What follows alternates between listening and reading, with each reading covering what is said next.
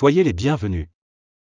Mais avant de commencer, n'oubliez pas de vous abonner et d'appuyer sur la cloche de notification pour ne rater aucune de nos prochaines vidéos. Quand vous parlez de la question des frontières, évidemment, la conférence de Berlin 1885 avait vocation à tracer des frontières qui correspondaient un peu à ce qu'on appelle le partage colonial, c'est-à-dire le partage du gâteau, parce qu'on considérait effectivement l'Afrique comme un réservoir de matières premières. Et donc, cela a amené les grandes puissances à découper les morceaux qui les intéressaient, etc. Bon, la dimension humaine avait été fortement oubliée. Sauf que des années après, les Africains se sont un peu habitués avec ces systèmes.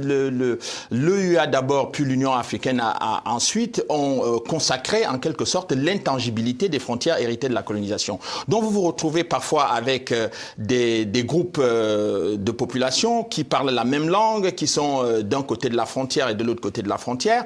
Bon, cela jusque-là, c'est passé à peu près normalement. Sauf que quand vous ajoutez à cela la dimension géopolitique, c'est-à-dire la bataille d'intérêts entre les grandes puissances, vous recréez encore des problèmes qui n'étaient pas complètement résolus, mais qui peuvent être réactivés du fait d'une nouvelle conflictualité.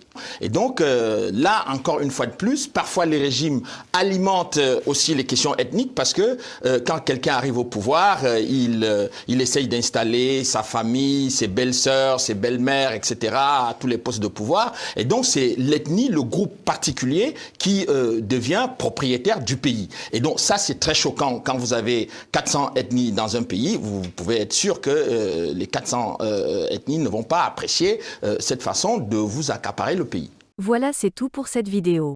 Si elle vous a plu, n'oubliez pas de mettre un like et de vous abonner si ce n'est pas encore fait.